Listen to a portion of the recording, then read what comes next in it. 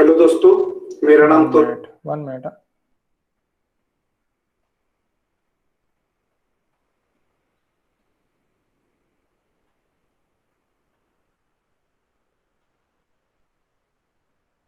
देखो अभी आप शेयर स्क्रीन आपको दिख रही होंगी गर्ल्स, शेयर स्क्रीन आप देख लो। देवेंद्र शेयर स्क्रीन दिख रही होंगी, शेयर स्क्रीन देख लो प्लीज। मैं यूटीएम के बारे में बता रहा कि यूटीएम क्या होता है। सो यूटीएम में जैसे कि ये वीडियो प्ले हो रहा है यहाँ पे। सो वीडियो मैं आपको पूरा पूरा वीडियो नहीं दिखाने वाला यहाँ पे, एक्चुअली क्या हो रहा और कैसी हो रहा। ये जो रॉड है यानी माइल्ड स्टील, हम क्या टेस्ट करने वाले हैं, माइल्ड स्टील रॉड टेस्ट करने वाले हैं। ये रॉड टेस्ट करने वाले हैं, ये रॉड है अपना। ये जो दो जो जो जैक्स है वो जैक्स अपन फंसाने वाले हैं। कहाँ पे फंसाने वाले हैं ये भी आप सामने देख लो। ये इस तरह टूटेगा, तो ये किस तरह टूटा और ग्राफ किस तरह बना। 1 मिनट, नहीं यहाँ पे नहीं दिखा गया। 1 minute gas, 1 minute.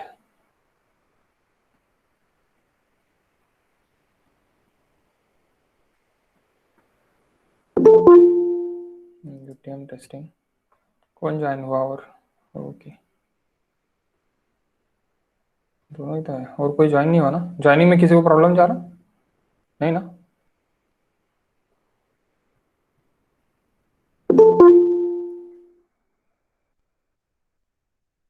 Ratnadeep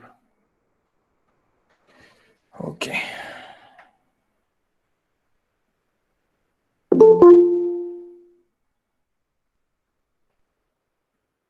okay for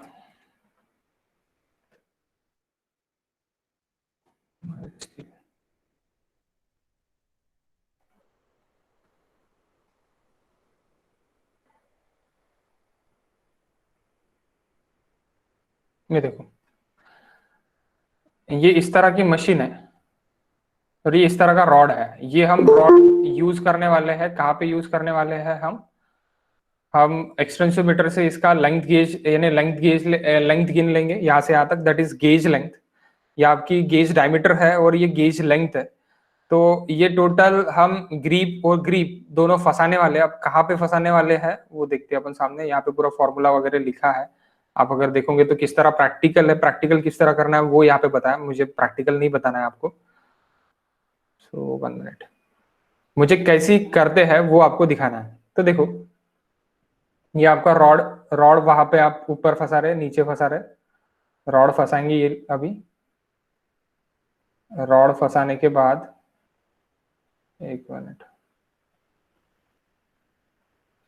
अरे यार प्रैक्टिकली नहीं कर रहे ये तो। 1 minute 1 minute girls, part 2 okay, part 1 part 2 part 2 में बना है। ये देखो इस तरह अभी यहाँ पे नीचे और ऊपर लोड लग रहा है। हाँ बोलो। आप क्या दिखा रहे हो? मुझे YouTube चैनल दिख रहा है इंजीनियरिंग मैकेनिक्स का। क्या इंजीनियरिंग मैकेनिक्स का यूट्यूब? हाँ सर, YouTube। इंजीनियरिंग मैकेनिक्स का कहाँ दिख रहा? अरे आपका मतलब चैनल ओपन है, आपके सीएड एकेडमी का चैनल ओपन है आपके लैपटॉप पे, और एक वीडियो बीच में प्ले होके रुका हुआ है। ओके 1 मिनट 1 मिनट 1 मिनट, तुमको ये नहीं दिख रहा क्या? अच्छा अच्छा अच्छा अच्छा अच्छा, sorry sorry sorry sorry sorry, 1 minute.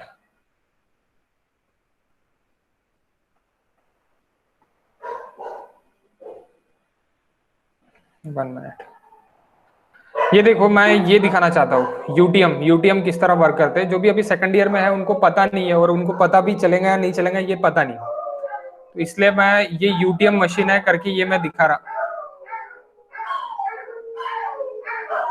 कुत्ते भी देखना चाहते हैं, वो भी इंटरेस्टेड है देखने के लिए।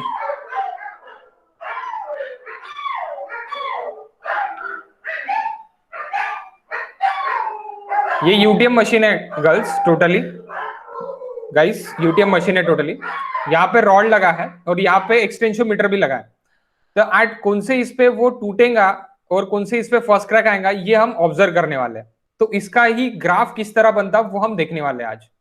तो इसका ग्राफ किस तरह बनेगा ये हम देखने वाले हैं। ये डायलॉग वाली मशीन है।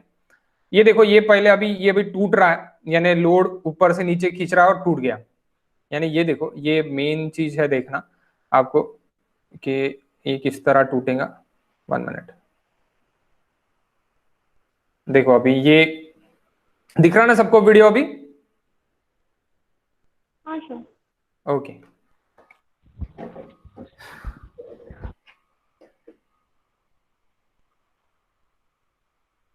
ओके। उसके बाद क्या होगा कि डायरेक्टली टूट जाएगा।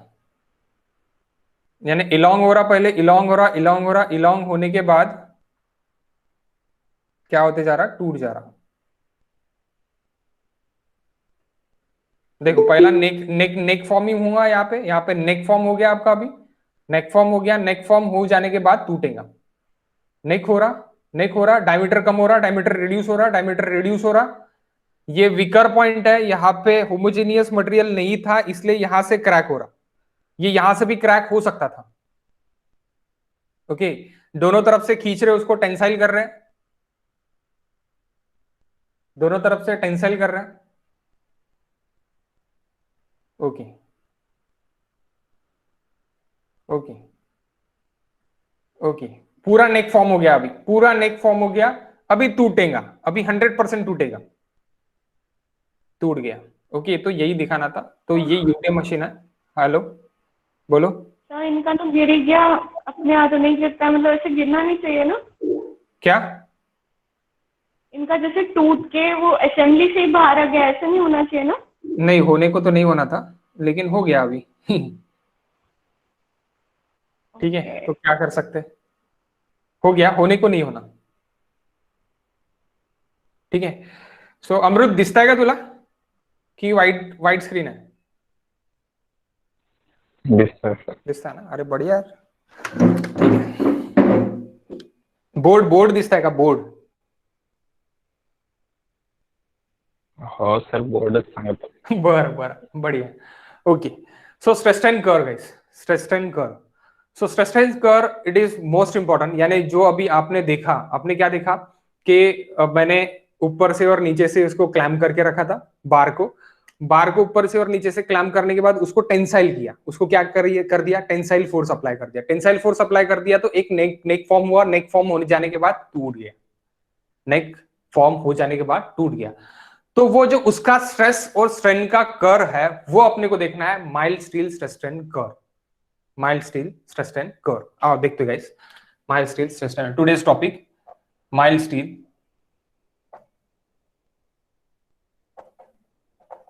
सर ये मतलब लास्ट में अगर मैं ज्वाइन हो जाता हूँ तो चल रहा है.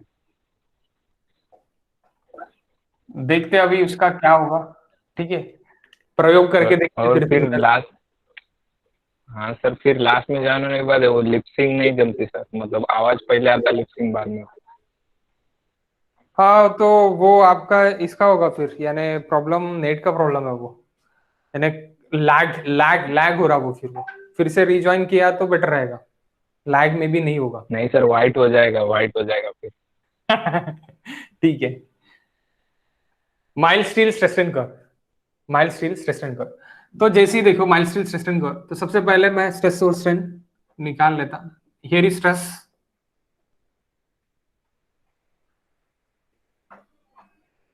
Here is strain.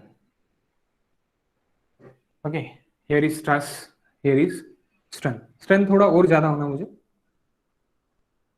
बहुत बड़ा रहेगा. माइल्ड स्टील का देख रहे.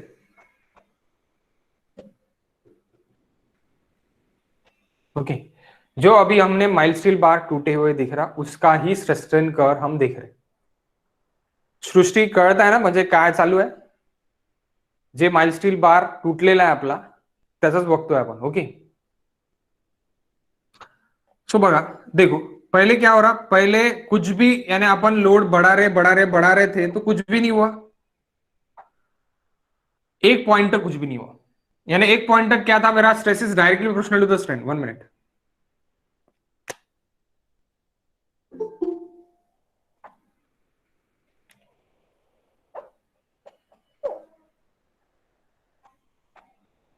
Stress is directly proportional to the strain.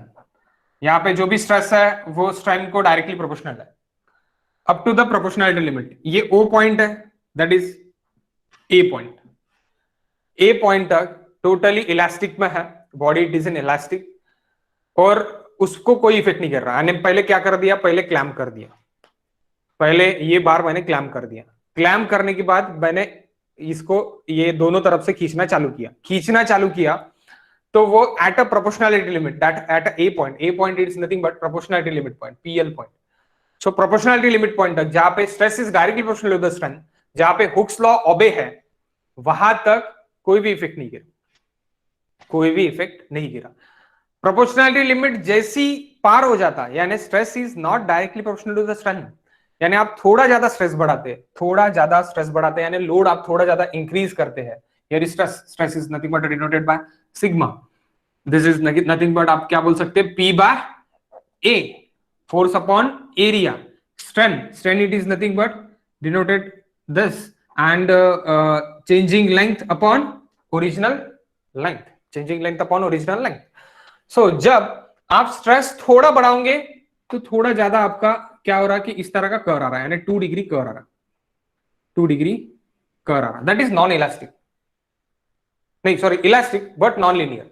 ये यहां से यहां तक क्या हो गया, मेरा लीनियर आया, देन बी तक गया, देन बी क्या हो गया आपका, बी जो है बी पॉइंट तक इलास्टिसिटी है, तो इलास्टिसिटी 2 पार्ट में डिवाइड हो गई, इलास्टिसिटी क्राइटेरिया 2 पार्ट में यहां पे डिवाइड हो गया, यानी यहां तक लीनियर इलास्टिक आ गया, O टू A तक linear elastic, and A to B तक non linear elastic, A to B तक non linear elastic, okay, non linear elastic. अगर आप ये स्ट्रेस पे लोड रिमूव कर देते, या फिर ये लोड पे आप लोड रिमूव कर देते, तो आपकी जो भी बार था, वो बार जो वो टूटता नहीं था, जो भी स्ट्रेनिंग उस पे आया था, वो स्ट्रेनिंग अपने आप 0 लेवल पे आ गया रहता था, क्योंकि वहां तक क्या है, बी तक क्या है मेरा, elasticity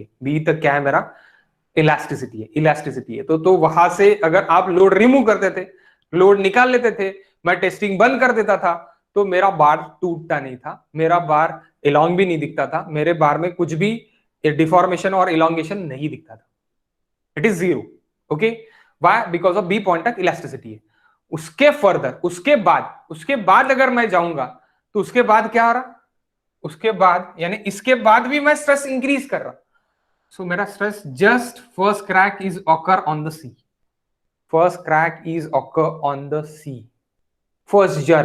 first jerk it is nothing but a first jerk is occur on the C पे फर्स्ट जर्क आपको मिलेगा, फर्स्ट जर्क आपको मिलके, यानी ये पॉइंट से इलास्टिसिटी दूर हो गई, इलास्टिसिटी नहीं रहा, फिर क्या रहा, फिर इलास्टिसिटी से चले गया, यानी आपको इसके बाद ये डिफॉर्मेशन क्या मिलेगा, परमानेंट डिफॉर्मेशन आपको इतना मिलेगा, जो भी डेल एल बाय एल है वो भी परमानेंट स्ट्रेनिंग आपको मिलेगा। कौन से पार्ट के जाने के बाद, बी को क्रॉस करने के बाद, बी तक अगर आपने लोड रख दिया, लोड को हटा दिया, तो परमानेंट डिफॉर्मेशन नहीं होगा, वो क्या होगा फिर, वो सिर्फ और सिर्फ आपने उसके इलास्टिक लिमिट तक ही किया था, लोड लगाया था, तो इलास्टिक लिमिट तक का लोड आपने हटा देने के बाद बॉडी ओरिजिनल स्टेट में आ जाएंगी। पर एक बार इलास्टिक पॉइंट आपका क्रॉस हो गया, इलास्टिक पॉइंट से लोड आपका क्रॉस हो गया, तो परमानेंट सेट ऑफ डिफॉर्मेशन आएगा, और that permanent set of deformation getting a jerk, एक जर्क मिलेगा आपको, तो जर्क कहां पे मिलेगा, सी पे मिलेगा, और due to that jerk stress is reduced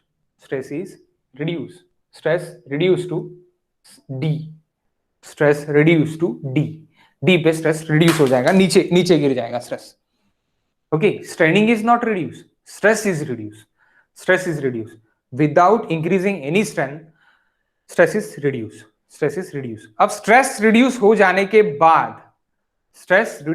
के बाद यहां से लेके डी से लेके ई तक 1 मिनट गाइस,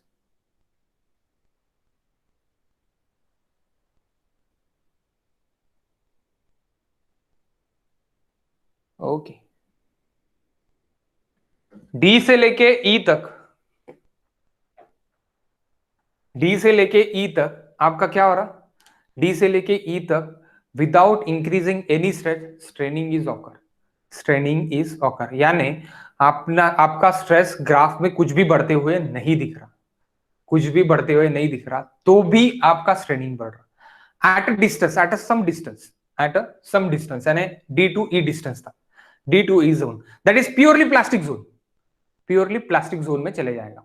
पहले इलास्टिक तक था, बी तक, बी के बाद कहां पे चले गया, सी डैश पे चले गया, सी डैश पे कैसे चलेगा, जब इलास्टिक क्रॉस कर लेगा तो फर्स्ट क्रैक आएगा, फर्स्ट क्रैक आएगा यानी फर्स्ट जर्क आएगा, फर्स्ट जर्क आने की वजह से स्ट्रेस स्लीप हो गया, स्ट्रेस क्या हो गया, सी से डी पे स्लीप हो गया, स्लीप हो जाने के बाद क्या हुआ कि डी से लेके ई तक प्लास्टिक स्ट्रेनिंग हुआ, without increasing any stress straining is increasing, without increasing any stress straining is increasing up to the E, up to the point E.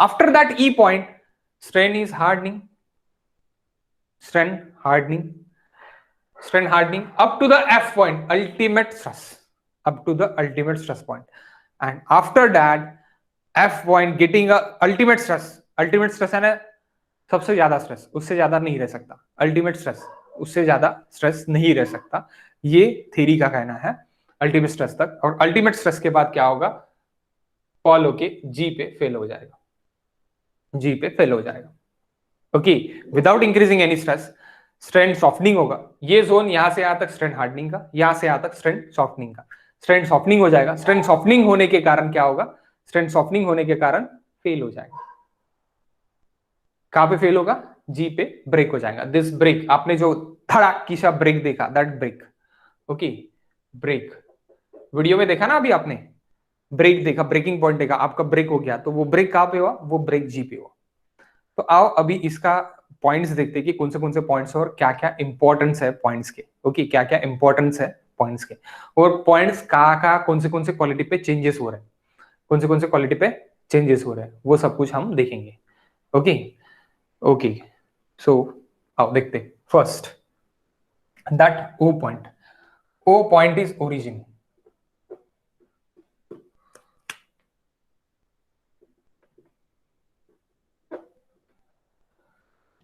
origin of curve, that are strain is equals to 0, stress is equals to 0. Then a point is linear elastic point,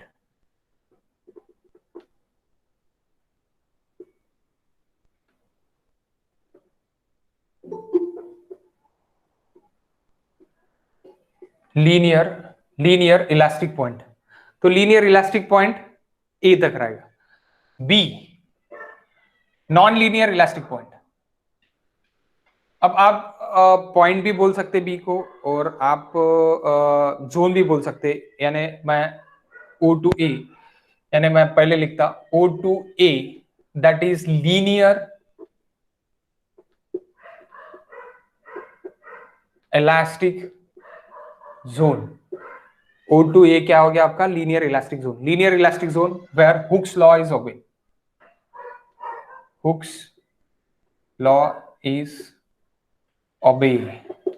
अब Hooke's law अगर ओबे कर रहा आपका, Hooke's law अगर ओबे कर रहा आपका, तो stress is directly proportional to the strain है, हुक्स लॉ कहां तक ओबे करेगा, stress is directly proportional to the strain तक करेगा, stress is directly proportional to the strain तक ही हुक्स लॉ ओबे करेगा।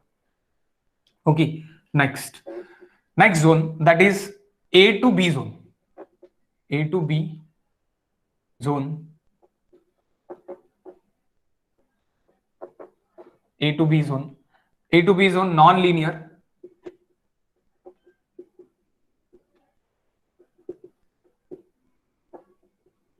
elastic zone,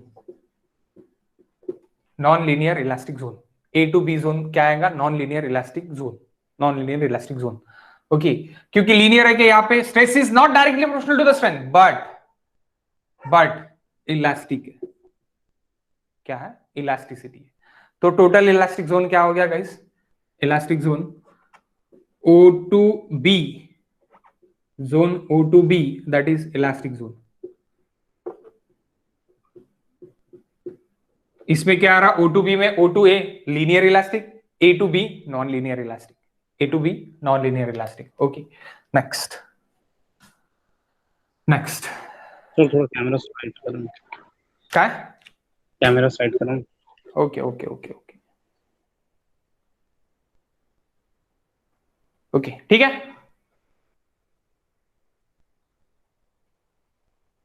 अभी ठीक है क्या?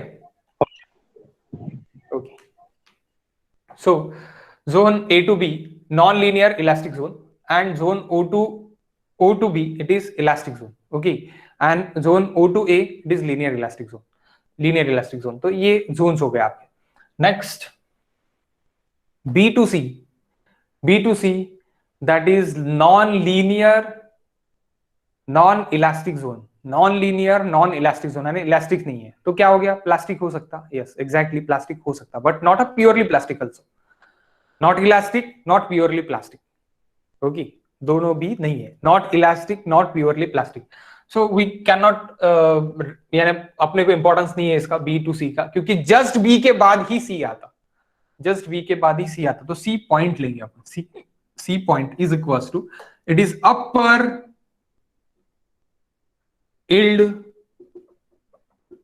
point to upper yield point is very affected on the size of the material। जो भी आप साइज ऑफ द मटेरियल है, साइज ऑफ द मटेरियल पे सबसे ज्यादा इफेक्टेड है, साइज और लेंथ ऑफ द मटेरियल पे सबसे ज्यादा इफेक्ट करता है। स्लेंडर इफेक्ट सबसे ज्यादा रहता है डी पे यानी सी पे, ऊपर के पॉइंट पे, तो उसके वजह से वो स्टेबल नहीं रहता है। It is not a stable for material, कोई भी मटेरियल के लिए वो स्टेबल नहीं रहता है, सी पॉइंट स्टेबल नहीं रहता है। ओके, सो उसके भी बारे में हम देखेंगे, यानी बहुत बहुत बड़ा लिखना है अपने को। मैं सिर्फ और सिर्फ तुमको क्या लिख के दे रहा, जस्ट वंस पूरा लिख के दे रहा हूं, फिर बाद में हम इसको भी डिस्कस करेंगे, टोटल डिस्कस करेंगे, तो डिस्कशन में आपका पूरा आ जाएगा। Okay, it is upper hill point, it is not stable, not stable. अब नॉट स्टेबल बाद में लिखते, पहले आप लिख लो C to D zone, C to D zone, C to D it is yield zone, zone C to D it is yield zone, zone C to D it is yield zone, zone D यानी बाद में D point it is lower yield point, lower yield point. Okay, then E point, zone lower yield point it is nothing but a design stress point। अब design stress क्यों बताता थोड़ी देर में, पहले जोन्स लिख लो। Zone D to E it is plastic zone, plastic zone, and F point it is ultimate stress point,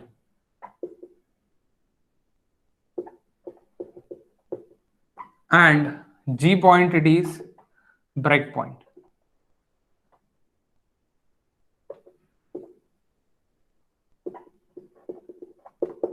G point पे ब्रेक हो जाएगा। Okay guys,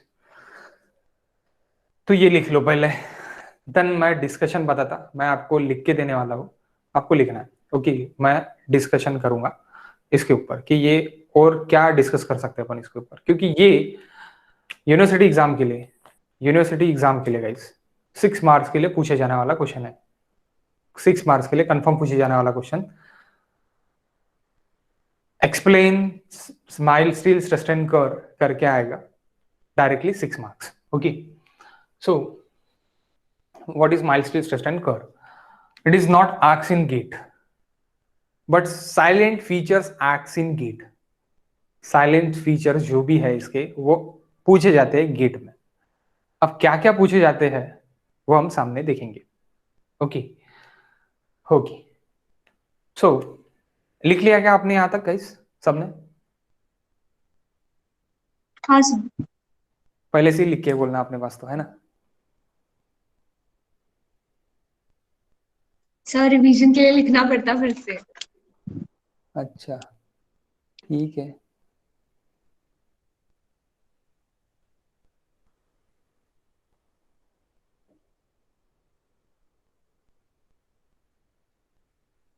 okay no issues. Okay देखो हो गया यहां तक। सो सबसे पहले डिस्कस करते हैं guys O2A zone. O2A zone क्या है आपका? Non linear elastic zone. लिखो O2A जोन के बारे में पूरा डिस्कशन लिखते हैं O2A जोन के बारे में कि जोन OA क्या है, टोटल क्या है। OA क्या है? ओके OA क्या है? Zone OA is linear elastic zone. Zone OA is linear elastic zone. Linear elastic zone. And at O, stress and strain it is equals to 0. Stress and strain it is equals to 0. And up to A point, stress is directly proportional to the strain.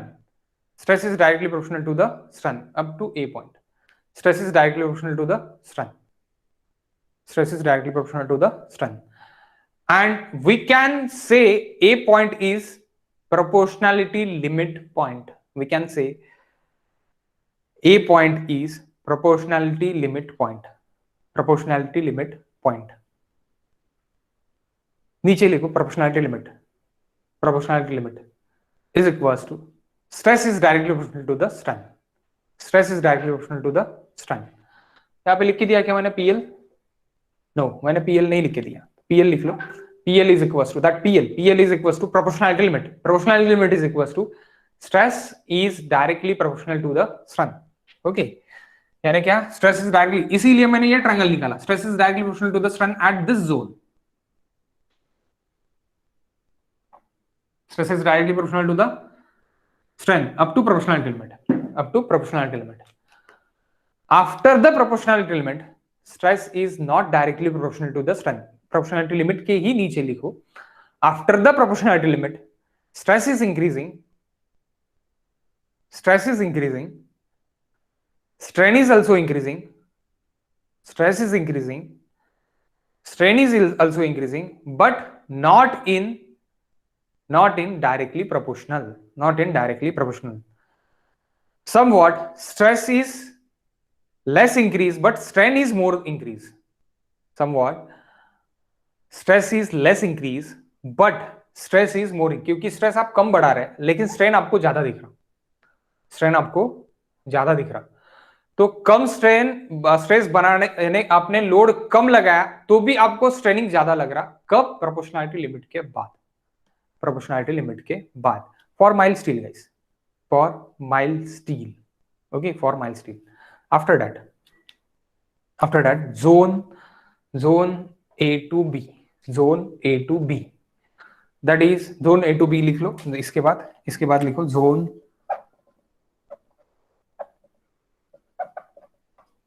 A भी लिखो, zone A to B। Okay, zone A to B, non linear elastic zone.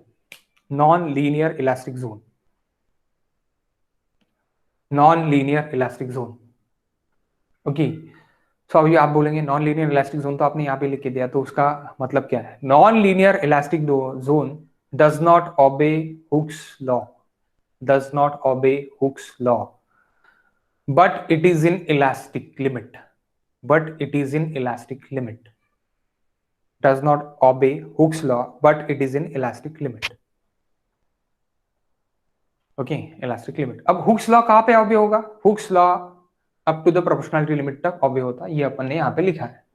Hooke's law ओबे कहां तक? O2A तक ही ओबे होता। Okay, ठीक है गाइस, ये भी हमने लिख लिया।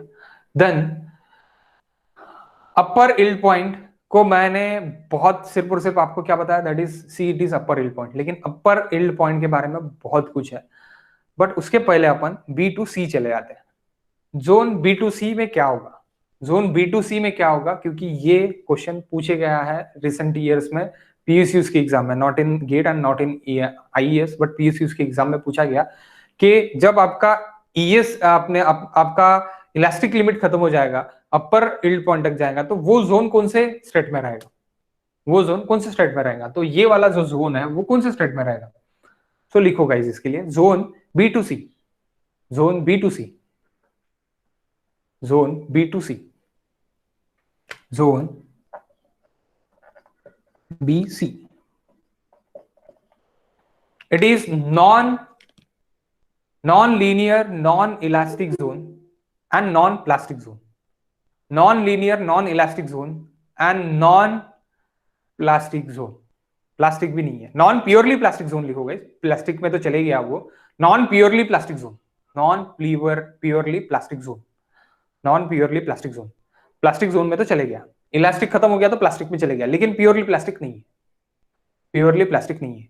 And this zone, it is very less zone, very less strain zone, very less strain zone, यानी स्ट्रेनिंग आपको बहुत कम दिखेगा यहाँ पे, very less strain zone। जैसी भी आपका इलास्टिसिटी पॉइंट के ऊपर चले गया, बी पॉइंट के ऊपर चले गया, फर्स्ट क्रैक आएगा, फर्स्ट क्रैक आएगा, फर्स्ट क्रैक आके क्या हो जाएगा, ये पॉइंट पे क्या होगा, ये पॉइंट पे आपका यानी ये रॉड है सपोज अपना, ये अपन ने क्लैम्प किया है ऊपर और नीचे, तो सपोज ये यहां से टूटेगा तो यहां पे आपका फर्स्ट इफेक्ट दिखेगा, this first effect of necking is occur, first effect of necking is occur, दिख जाएगा आपको फर्स्ट इफेक्ट, ओके, नेकिंग का फर्स्ट इफेक्ट आपको दिख जाएगा, 100% दिख जाएगा। कहां पे दिखेगा guys,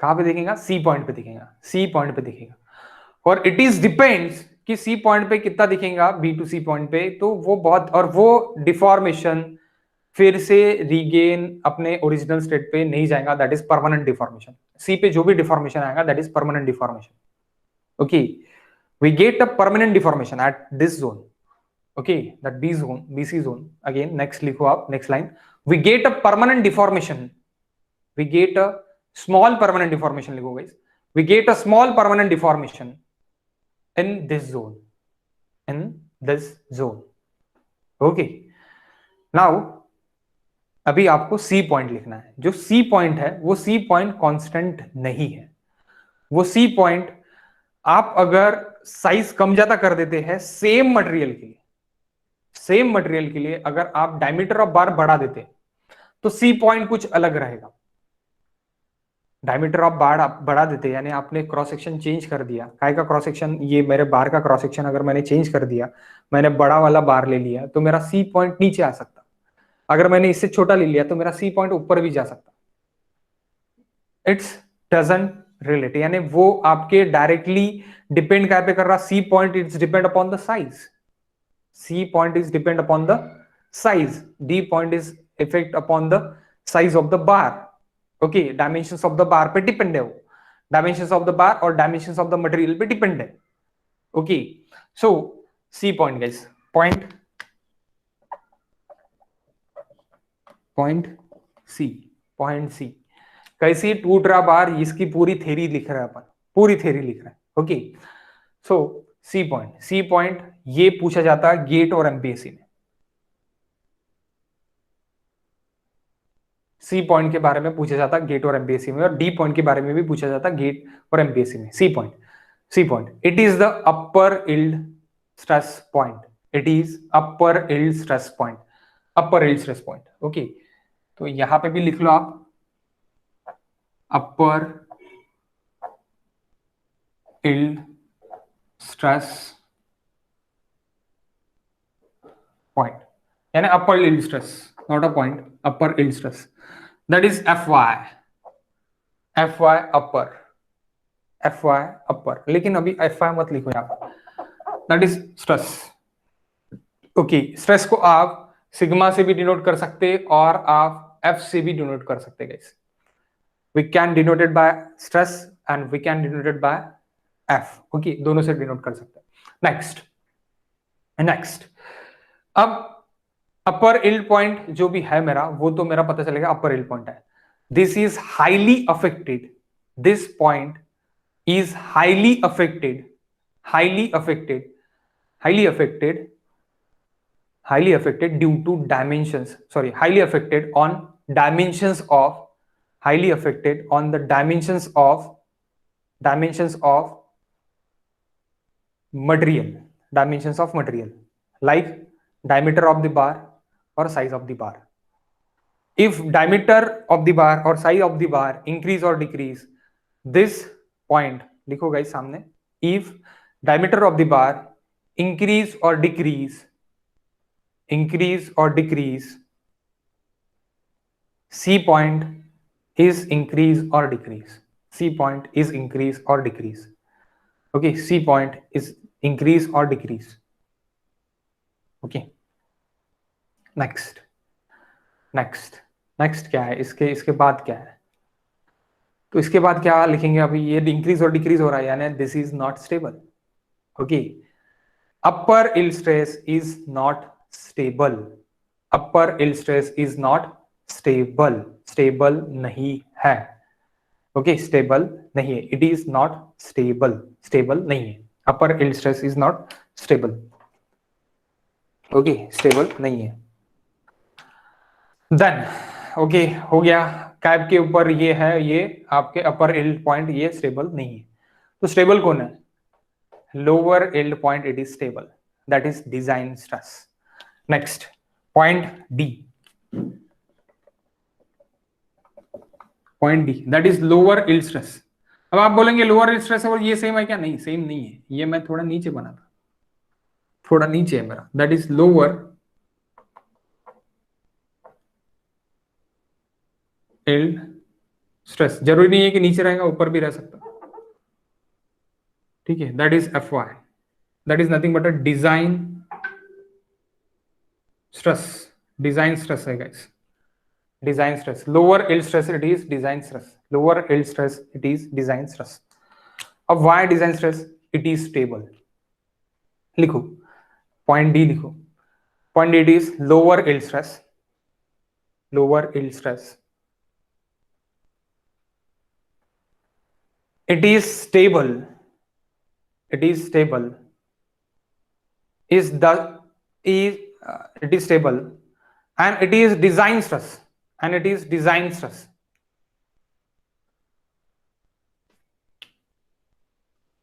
It is design stress due to it is not affected any slender ratio, any size affected, any size affected, any slender ratio or any size affected. फिर से बताता मैं, हाँ बताता मैं, फिर से बताता. Lower yield stress, lower yield stress, it is design stress, it is design stress, and it is not affected by slender ratio, it is not affected by slender ratio and size of the material, size of the material, size of the material.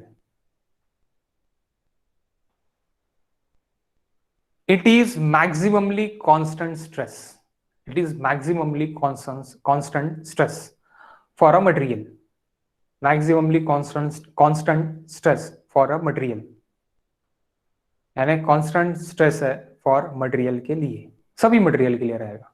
Okay, सभी material के लिए अगर आप देखते तो ये lower yield stress ये constant रहेगा, अपर इल्ड स्ट्रेस कांस्टेंट नहीं रहेगा. ओके, फॉर माइल्ड स्टील के लिए देख रहे हैं तो अभी माइल्ड स्टील के लिए सोचो गाइस. ओके, माइल्ड स्टील के लिए देख रहे हैं तो माइल्ड स्टील के लिए ही सोचो. तो इसीलिए आपका डिजाइन स्ट्रेस कौन सा हो गया? Lower yield stress, it is design stress. And lower yield stress design stress क्यों है? क्योंकि वो स्लेंडर इफेक्ट और साइज इफेक्ट से नहीं है, इसीलिए वो डिजाइन स्ट्रेस है. और यही क्वेश्चन गेट में पूछते हैं, upper yield stress design stress क्यों नहीं है? Because of it is maximumly affected due to dimensions of the bar, dimensions of the bar and slenderness ratio. Slenderness ratio ये पार्ट अपन आरसीसी में देखते हैं, that's why it's not linked to there, but आप बोल सकते हैं. Okay, so next guys, next D to E. What is D2E now? D2E it is purely plastic zone. अब यहां तक आपका इलास्टिक जोन हो गया, दैट इज इलास्टिक. ये नॉन लीनियर इलास्टिक,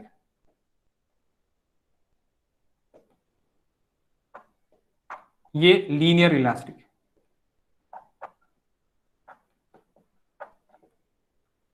और यहां से इधर जो हो गया वो प्लास्टिक। तो प्लास्टिक जोन कितना बड़ा है, और ये जो हो गया वो pure plastic.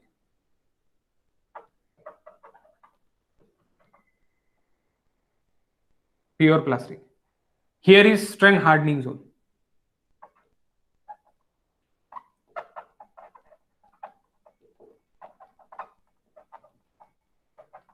Strain softening zone.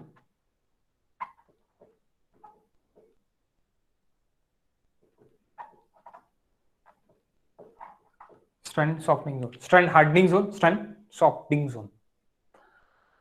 Okay, so पहले अपन प्योर प्लास्टिक देख लेते हैं। DE zone, it is pure plastic zone. लिखो यहां पे zone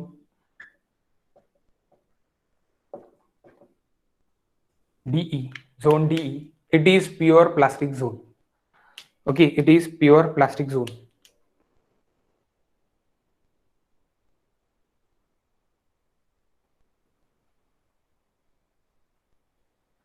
DE, it is pure plastic zone. Pure plastic zone. Without increasing any stress. Strain is increasing. Without increasing. आप यहाँ पे कुछ स्ट्रेस इंक्रीज हो रहा क्या? आपका स्ट्रेस इंक्रीज हो रहा क्या? यहाँ पे आपको दिख रहा है कुछ स्ट्रेस इंक्रीज होते हुए? कुछ भी स्ट्रेस इंक्रीज नहीं हो रहा, तो भी स्ट्रेन इंक्रीज हो रहा, कॉन्स्टेंटली स्ट्रेन इंक्रीज हो रहा है, यानी कॉन्स्टेंटली आपका डिफॉर्मेशन हो रहा, कॉन्स्टेंटली आपका डिफॉर्मेशन हो रहा एट अ सम पॉइंट, यानी सम पॉइंट, यानी सम स्ट्रेनिंग पॉइंट तक, सम स्ट्रेनिंग पॉइंट तक। इसीलिए उसको क्या बोला गया है? Purely plastic zone. Without increasing any stress, strain is increasing, strain is increasing. Okay, without increasing any stress, strain is increasing. लिखा क्या आपने?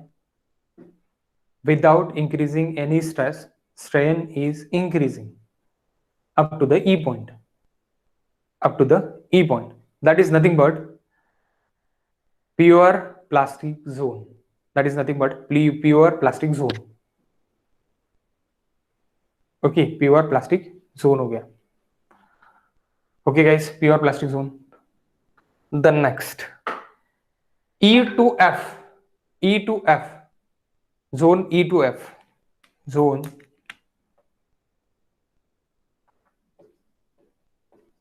EF.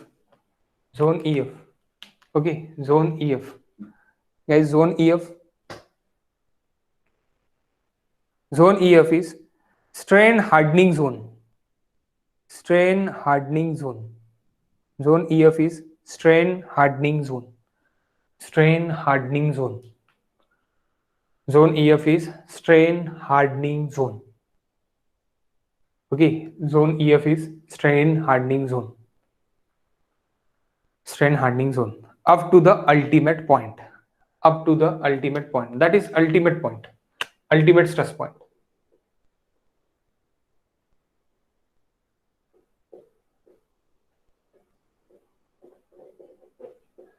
यानी यहां पे जो भी स्ट्रेस आएगा वो क्या रहेगा? आपका ultimate stress.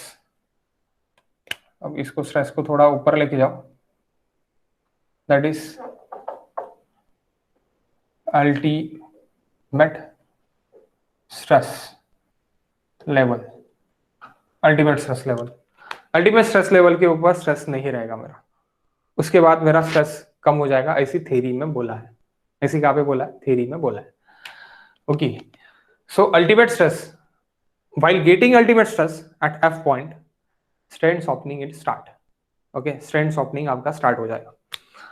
So ultimate stress, it is not a differ for a material. Ultimate stress आपको मिलेगा ही, नियर अबाउटली सेम वैल्यू आपको मिलेगी, वो डिफर नहीं होगी, वो उतनी ही रहेंगी जितनी डिजाइन वैल्यू है अपने आपके मटेरियल की। अगर वो नहीं मिली आपको अल्टीमेट स्ट्रेस उतनी ही, तो आपके इसमें आपके मटेरियल में कोई तो भी डिफेक्ट है। Okay, so zone E to F, it is strain hardening zone। लिखा आपने strain hardening zone, and up to ultimate point तक लिखा, ultimate stress point तक। So what is ultimate stress point? F. F is equals to ultimate stress level F is equals to ultimate stress level. Ultimate stress level. Ultimate stress level है क्या है? Ultimate stress level है. Ultimate stress level. At that level is achieved. At that level is achieved. Then no further stress is increase. No further stress is increase. उसके बाद stress increase नहीं होगा. No further stress is increase.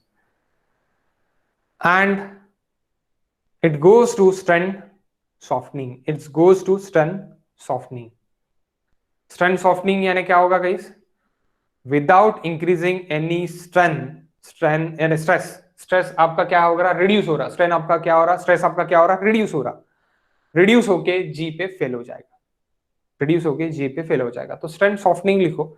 That is theoretical point. Actually में strength softening नहीं होता. Actual में strength hardening ही होता. जो पॉइंट पे फेल होगा that G point is above the F point. Actual point. वो भी हम बताएंगे. वो भी एक ट्रूथ है. ये अपना assumption है. ये आइडियल है. ओरिजिनल अलग ही है. Okay okay. So F point हो गया. F पॉइंट के बाद FG it is zone FG लिखो. Zone FG is last point. Okay, zone FG and G it is last point actually. Zone FG it is strain softening zone. Zone FG is strain softening zone.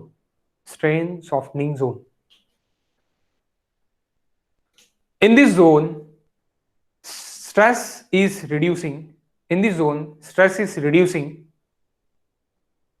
While strain is increasing. Stress is reducing while strain is increasing. Straining आपका increase ही हो रहा up to the failure. Strain is increasing up to the failure. Failure तक increase हो रहा. And get break at G point. G point पे break हो रहा है. जैसे धड़ा की शट टूट गया था ब्रेक पे, वैसे ब्रेक पॉइंट पे टूट गया. So guys, G point लिख लो अभी. G point. What is G point? G point it is break point.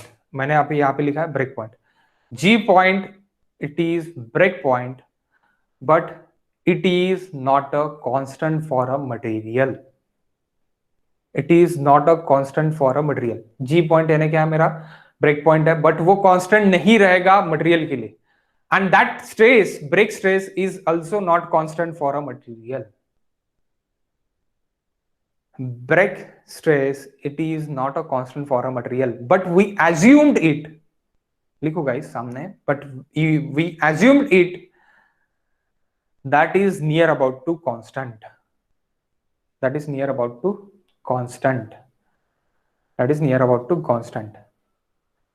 अब एक्चुअली फेल होना कहां से स्टार्ट हुआ? एक्चुअली फेल होना आपका बी के बाद से स्टार्ट हुआ. लेकिन जब आपने अल्टीमेट स्ट्रेस अचीव कर लिया तो 101% आपका उसके बाद का जो भी स्ट्रेस लगाओगे आप तो फेलियर के लिए लेके जाएगा. तो क्या के लिए लेके जाएगा? फेलियर के लिए. यानी उसके बाद भी अगर आपने स्ट्रेस हटाया नहीं बिल्डिंग में से, बिल्डिंग आपने खाली नहीं की, तो ये इंटीमेशन में क्या हो जाएगा? फेल होके धड़ांकीशा गिर जाएंगी बिल्डिंग.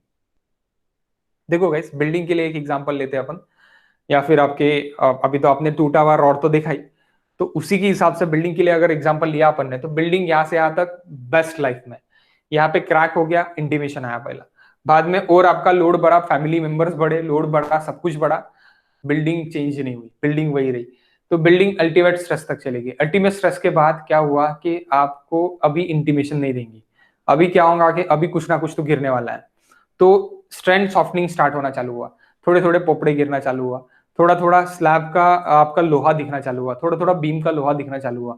उसके बाद जस्ट वन जर्क स्ट्रेस आपने क्या कर दिया कि सामान खाली खाली करना चालू कर दिया. सामान खाली करना चालू करते देने के वक्त ही आपका जी पे क्या हो गया? धड़ाम की सब बिल्डिंग नीचे गिर गई.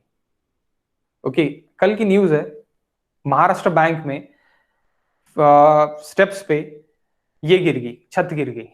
ओके, ये कल की न्यूज है, मे बी कल की या आज की न्यूज है, मैंने देखा. ओके, सो वो गिरा क्यों?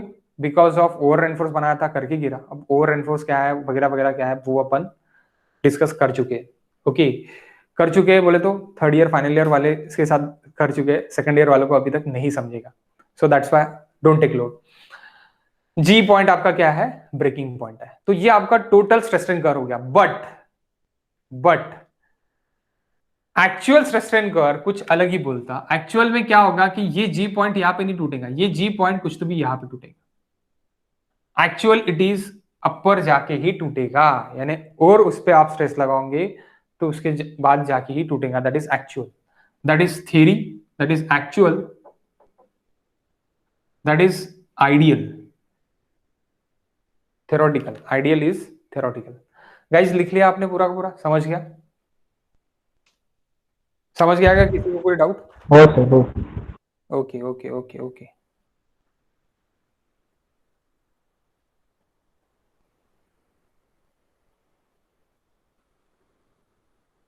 ओके सो इसके बाद का क्या रहेगा? आइडियल के बाद का,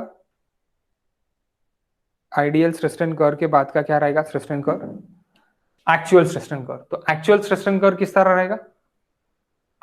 can I raise this? Can I raise this? हो sir. Okay, actual stress strain curve.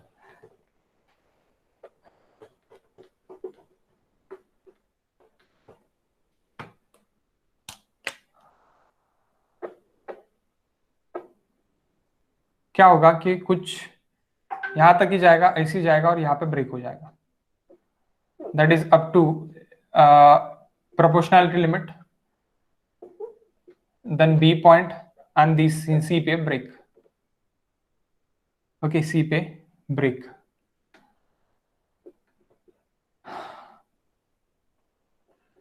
That is for not a mild steel. ये काय के लिए होगा? आपका टॉर स्टील के लिए होगा। टॉर स्टील और TMT steel, thermo mechanically treated steel के लिए। Okay, thermo mechanically treated steel के लिए होगा, लेकिन उसका एफ बहुत मिलेगा। Battery is of. 1 minute guys, 1 minute.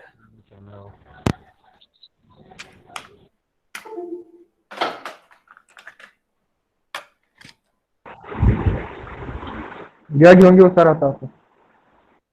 काय काय म्हटलं? उद्या घेऊन घेऊ असं म्हणता का तू? हो झालंच काय ना सर. हो झालं सर, झालं सर. 2 मिनिटं थांबून जा ना.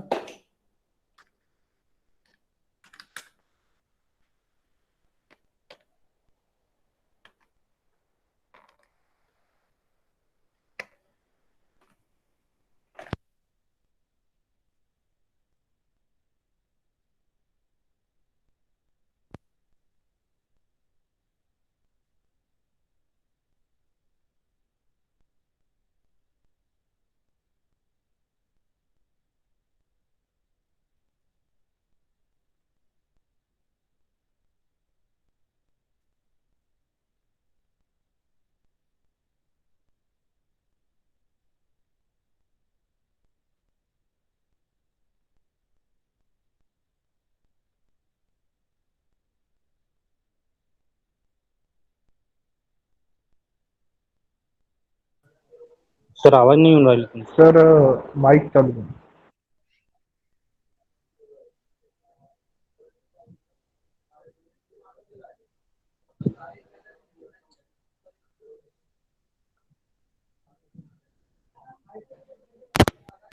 येतोय का आवाज? आता येतोय का आवाज? हो सर. हो सर येऊन राहिला. सर कॅमेरा पण सरकून घ्या बरं, पुन्हा सरकला. हो.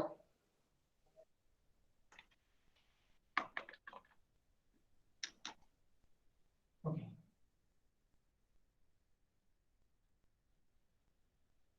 ओके, तो टीएमटी के लिए इस तरह रहेगा। टीएमटी के लिए आपका इस तरह रहेगा। ओके, तो ये मैक्सिममली यहाँ पे जो अपने को फोकस करना है, focus on the point on D and C, ये पॉइंट पे फोकस करना है। ओके, और हमेशा आइडियल और इस पे एक्चुअल पे क्वेश्चन पूछे जाते हैं, आइडियल क्या है और एक्चुअल क्या है, ये यहाँ पे आपको पूछा जाता है, तो ये पॉइंट पे फोकस करना है, बाकी कुछ नहीं है। बाकी सब आपको जैसी है वैसी ही है, बाकी कुछ आपका चेंजेस नहीं है। ओके, और टॉर्क स्टील में क्या होगा, टॉर्क स्टील में डायरेक्टली इल्ड आपको मिलेगा यहाँ पे, और आपको यहाँ पे धड़ांकी से डी पॉइंट पे ब्रेक मिलेगा, यानी यहाँ पे अल्टीमेट मिलेगा, डी पॉइंट पे अल्टीमेट मिलेगा, that is A to B point, यानी ये आपका प्रोपोर्शनलिटी लिमिट, ये नॉन प्रोपोर्शनलिटी लिमिट। देन यहाँ पे आपका फिर अल्टीमेट तक जाएगा, अल्टीमेट तक जाके डायरेक्टली ब्रेक हो जाएगा, डायरेक्टली डी पे ब्रेक हो जाएगा। यहाँ पे कुछ डिफाइंड पॉइंट नहीं है, आपको जो अपर हिल पॉइंट और लोअर हिल पॉइंट जो मिलेगा वो आपका सिर्फ और सिर्फ माइल स्टेट बनेगा। यहाँ पे अगर आप अपर हिल पॉइंट लोअर हिल पॉइंट ढूंढोगे तो that is near about it is on B, B पे ही आपका, जस्ट बी के ऊपर ही आपका जब चले जाएगा तब आपका डायरेक्टली ब्रेक हो जाएगा, डायरेक्टली ब्रेकिंग के लिए आ जाएगा। ओके, तो ओके गाइस, तो इस तरह है, अपन बाकी का कल के क्लास के लिए देखते हैं। 1 मिनट लीव मत करो, 1 मिनट।